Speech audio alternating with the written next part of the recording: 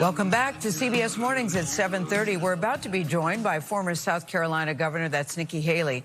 During last night's Republican debate, she leaned into her foreign policy experience as a former UN ambassador. Look at what Putin did today. He killed Prigozhin. When I was at the UN, the Russian ambassador suddenly died. This guy is a murderer, and you are choosing a murderer over a pro-American country. First of all, Mr. Ramaswamy, you have 30 seconds. Mr. DeSantis, Nikki, I wish you well in your future career on the boards of Lockheed and Raytheon. You know, I'm not on the boards of Lockheed and Raytheon. And you know, Boeing came off of it, but you've been pushing this lie.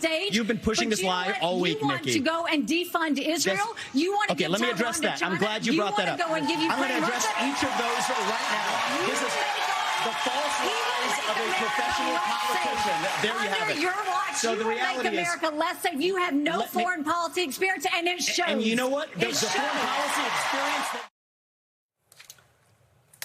All right, Ambassador Haley was the only woman on the debate stage last night. People say she held her own. Ambassador, good morning to you. Good morning, Gail. It's great to be with you. No, we're glad to have you here. You know, they're saying you're getting very good reviews this morning. They're saying Nikki Haley came out strong. It got very intense. What was your strategy going in?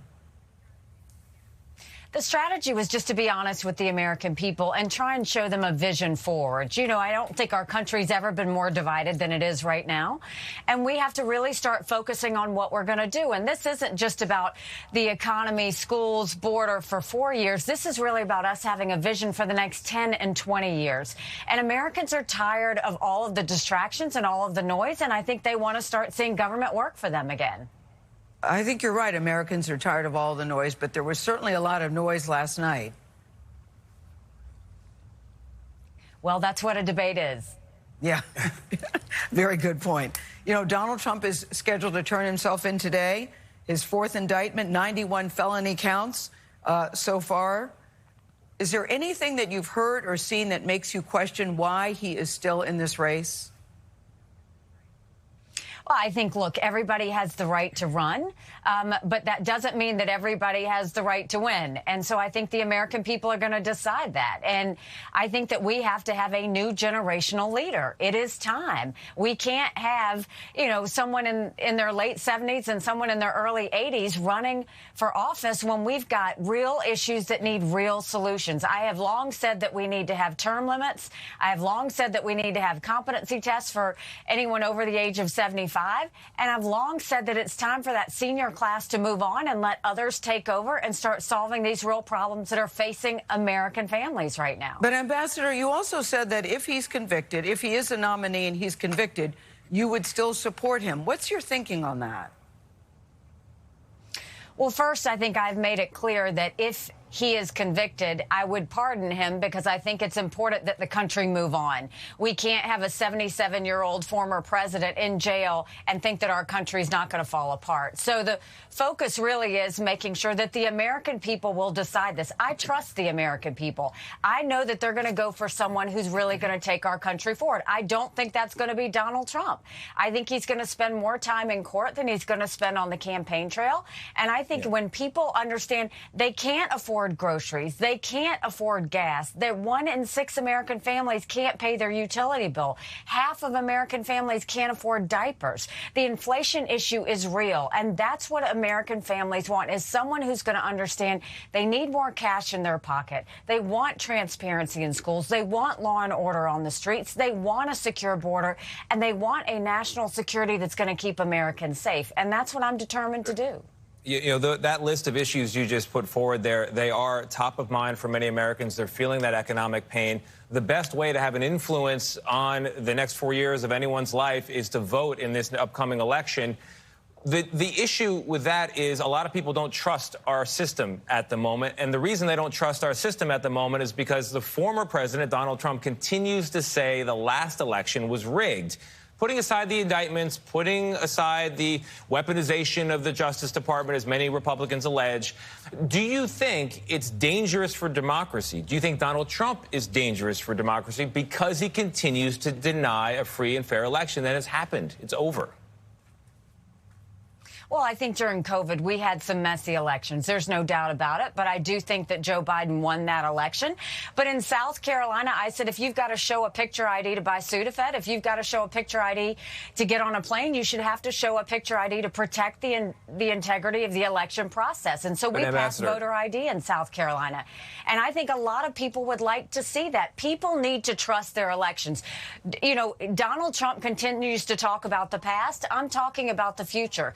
The American people want to see government work for them again. They don't want to talk about a past election. They don't want to talk about whether it was stolen or not. They want to know what the next president's going to do for them.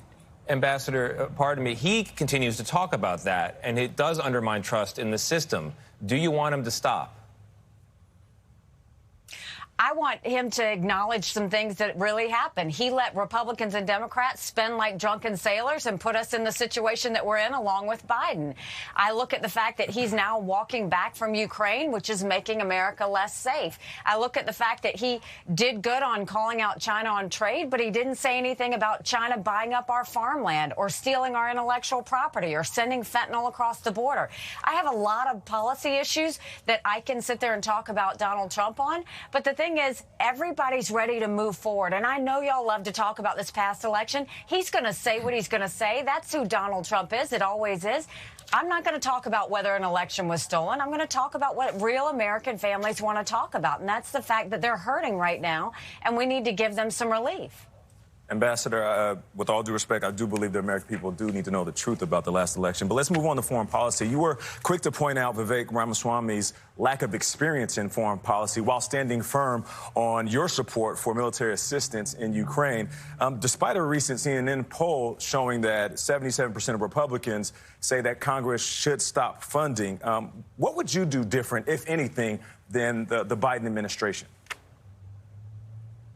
Well, I don't think I would give economic funding. I think that's really something the Europeans should give. I do think that we should make sure they have the equipment and ammunition that they need to win and do the military side of it. But what I said last night is, let's keep in mind, us defending Ukraine, that's less than 3.5% of our defense budget. If you took a percentage of GDP, 11 European countries are spending more than us. But what does this mean? We saw Russia and China hold hands before the Olympics and name themselves unlimited partners. A win for Russia is a win for China. Ukraine is the front line of defense. We need to take Putin at his word. He said that if he takes Ukraine, Poland and the Baltics are next, and that would create a world war. We are trying to prevent war. So I'm always going to speak the truth. You have to understand, we can't be so narcissistic in America to think that we don't need friends. We do need friends. We need Ukraine to be the front line of defense when it comes to Russia. We need Israel to be the front line of defense when it comes to Iran. We need to make sure that we are protecting Taiwan so that China doesn't go and continue to have its aggressive behavior against us, because they've been planning war with us for years. So a smart foreign policy is national security. And what Vivek Ramaswamy showed last night is he doesn't know anything about foreign policy or anything about national security. Ambassador Haley, we know it was a long night, so we do appreciate you waking up this morning with us. Thank you for joining us. Thank you very much. Thank you.